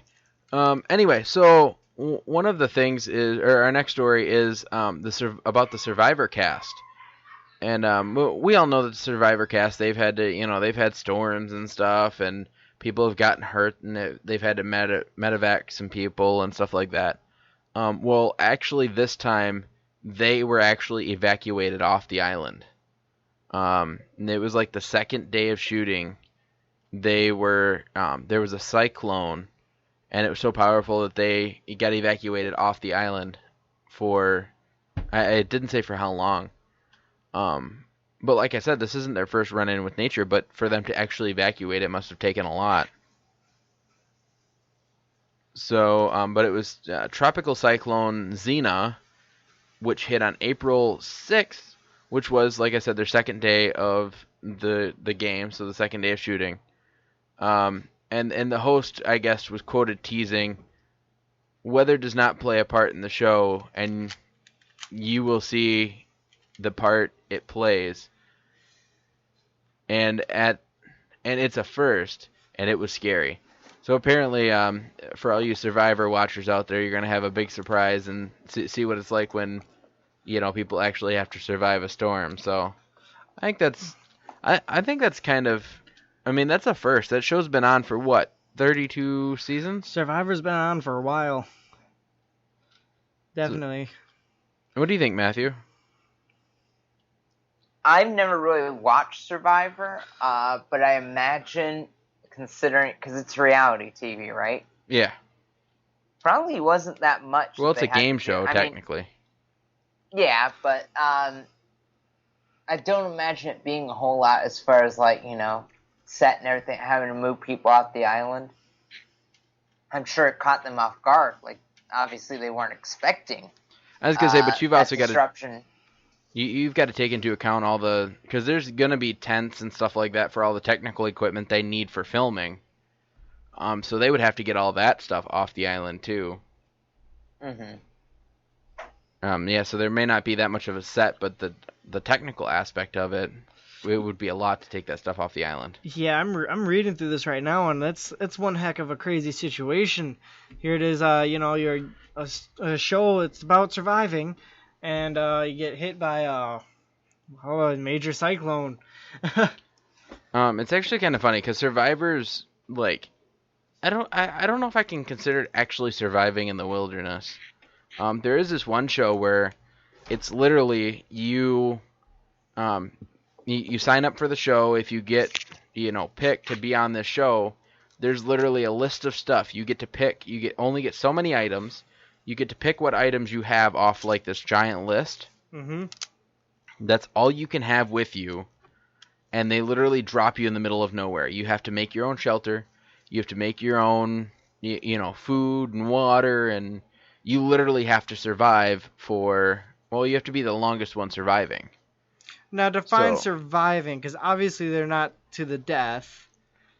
No, it's people just get eliminated one by one. So, there was this girl when I was watching this show. She was trying to use an axe to cut some... wasn't anything too big. It was just something small. She was trying to use this axe, basically kind of like a pocket knife. Ended up cutting her hand really bad because it was very sharp. And they have this... they have a first aid kit, and in the first aid kit they have an emergency button. And if they hit that button, a boat will immediately get sent to their location because they know exactly where they're at.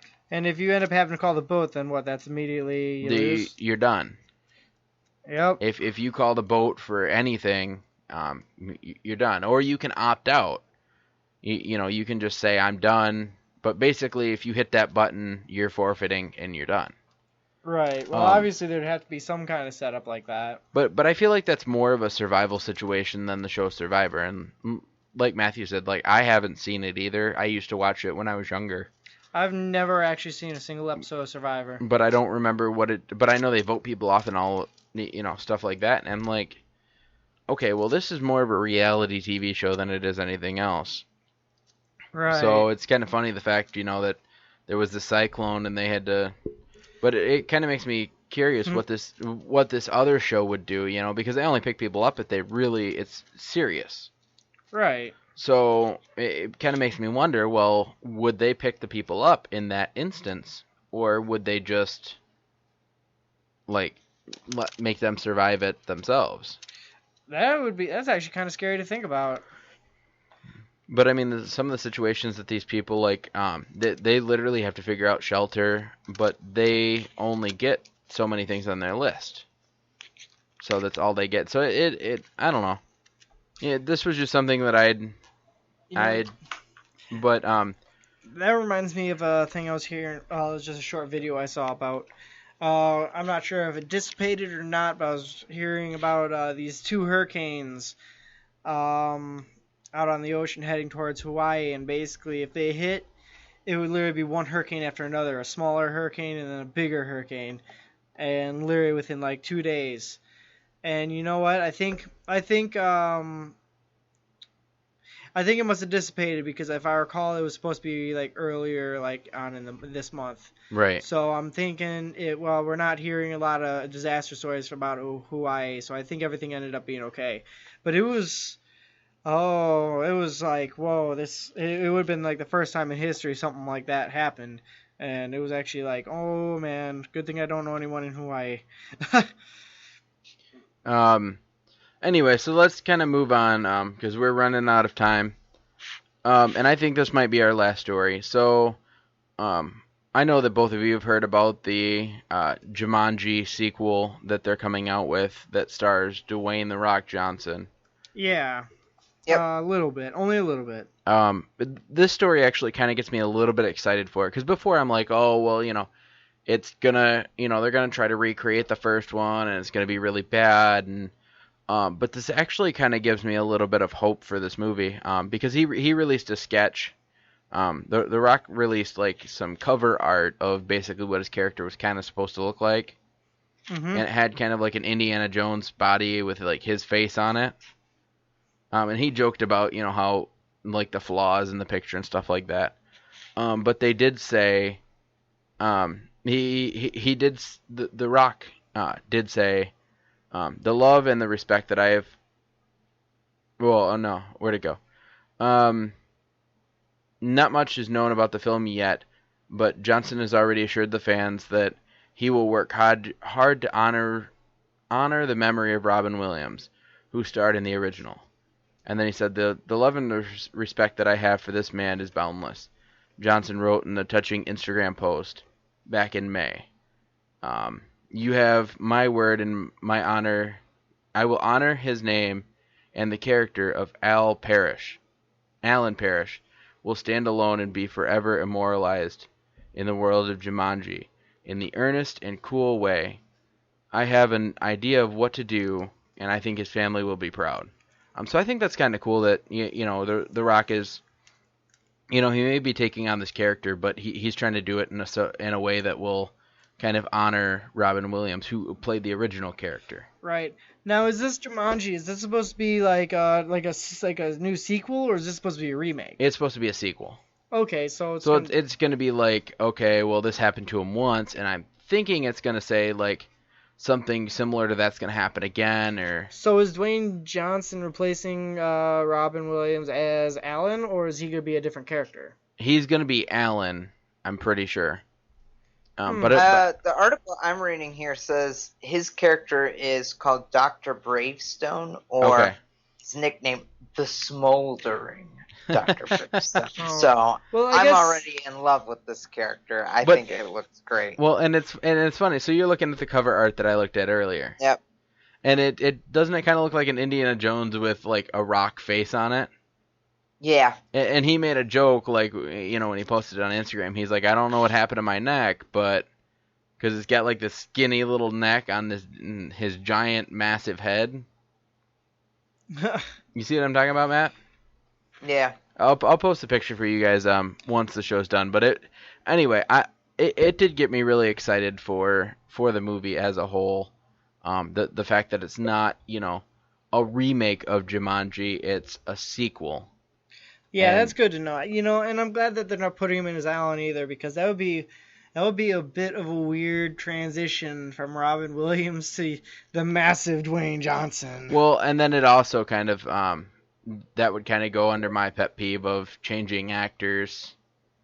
I mean, obviously they didn't have a choice in this case, but still, they could have made a different character, which they are, because it was my mistake. But even so, I do think it's cool that The Rock is trying to kind of remember Robin Williams while he's doing this movie, because he was in the original, and Robin Williams did an awesome job in the original. So I think The Rock has pretty big shoes to fill, but I don't think he's trying to fill those shoes. I think he's trying to stand beside him and do a sequel justice and make it a good one, not the crappy ones like we're used to. Well, there's two things about this. First of all, Robin Williams was just an absolutely amazing actor. I think that's a universal truth. And at the same time, he's also an actor that is deceased. And filling in the shoes of such an actor who is either or in Robin Williams' case, both, those are going to be some really, really, really big shoes to fill. That's why I said I don't think he's going to try to fill them. I think he's going to try to stand alongside them, and he's going to try to make sure that people realize that But at the same time, you got to think too, he's not filling in as Robin Williams' character. He's his own character, so that lightens the load quite a bit for Dwayne Johnson. But I'm curious to see how this movie is going to be. I'm putting this onto my to watch list. So hopefully I'll get a chance to see it in theaters. I was gonna say it's not coming out for a while. I don't think. I don't know the actual release date. All right. Yeah, because I know sometimes there's so many good movies in theaters. Sometimes I can't get to seeing them all. Yep, this is one that I think I'll make a point to see, because I love the original movie Jumanji so much that I think this one. I'm hoping this one will be as good as the first. I'm hoping so too, but in its own way. I'm hoping so too, because that other sequel, Zathura, was paled in comparison. Did you ever see that? I didn't. I wouldn't. It had Kristen Stewart in it, and that's enough. That's enough to see. Say But it's this not worth is. it. I think this is like. This will probably. All right, I'm gonna step in there real quick. What's up? If I remember correctly, Zathura was not an actual sequel. It was kind of like it wasn't even really a reboot. It was kind of just like a space Jumanji. Like that was it. So. Yeah. And as far as Kristen Stewart goes, yeah, she sucks in a lot of her earlier movies, but another universal she's done truth. some good work. Do not discredit some of her newer stuff. I heard she did good in, what is it, Snow White and Huntsman, was it? Was that one, I don't remember her being that good. I don't remember that movie. I don't know. I remember she did something recently, and it wasn't considered horrible. The one I enjoyed was her and Jesse Eisenberg in American Ultra. I did not see that, but you know what? That actually did look pretty decent, though. Different movie. That actually did look pretty decent. Well, anyway, back to the movie that on topic. No, I'm kind of hoping, because you know how the movie Jumanji ended with them kind of like throwing the game down, wrapped it up and threw it in a river, and then it washed up on shore, and these kids picked it up. Oh yeah. I'm kind of hoping it'll either leave off from there, or I'm hoping it'll kind of tie in together somehow. You know what I mean? Mm-hmm. What do you think, Matt? Do you think it should tie in with the original movie? I think it could tie. I'm just not entirely sure how they're going to do that yet. So I don't know how they're going to. They want to involve, old characters. Right. Yeah, so you got to think. Well, they could do the grown-up versions of. No, because that was. Was Robin Williams. It would be interesting. Like I said, didn't the first one end with two people finding it again? You know what it could be? It could end with those, because remember those two kids that they ended up without parents, and in the end they ended up meeting those kids again. Mm-hmm. I'm wondering if it's gonna end like it. They may feature the adult version of those kids in there. I don't know. I think that would be like a class. That'd be like a full circle kind of deal. But I don't know. I feel like doing this, they're gonna do completely different characters. Like you said. I'm just saying like to connect it to the old movie. Right, but didn't the original Jumanji like it ended with like 2 new kids like finding the game, right? Yeah. So that's one route they could take. They could take it from those kids' point of view. However, there's been quite a significant time gap between the last Jumanji and this one. Which is like I said, if they want to. They could also do a summary, like, okay, these kids found it, and kind of do like a picture montage of, kind of some of the wrath that the Jumanji game has. Maybe kind of like skip a gen kind of thing, see who else, then put their new characters in to find it. I don't know. It's just, a lot of time people say Jumanji, and I think about this video of somebody putting a cinder block or something in like a washing machine, and like it was banging around inside, and it sounded like the drums from Jumanji, and it was really funny. Off topic, but still funny. But anyway, so I mean, I'm curious to see what they'll do. I don't know if they're gonna choose new characters or if they're gonna try to find lookalikes. Or they're obviously the ones that found it. They're obviously gonna have some new characters because yeah, for sure. Because The Rock has his own his own character. Mm-hmm. And from what I'm hearing, it kind of sounds like he's gonna be a main character in the movie. It sounds like it. Yeah, maybe not the. I don't know if he's gonna be the main character or just like a major like character. I don't know yet. But either way, we'll see. I mean, I was gonna say, well, they could have even because the original Jumanji had them playing it as kids. Would you consider Robin Williams the main character of the original Jumanji? Yes. You would think so? He was. Or I wasn't sure if he was like considered major or like kind of like a major support character. I don't know. He was a major character. I know he was a major character, but was he the main? There were about. There was him. I would say there would be the about kids. 4 main characters. There was the girl, Robin Williams, and then the 2 kids. Yeah. Those were about the main characters. Those were the people that were in majority of the scenes. Yeah, definitely. Now, one thing that they could do with this movie is, because in the original, the kids started, they were kids when they started playing this game.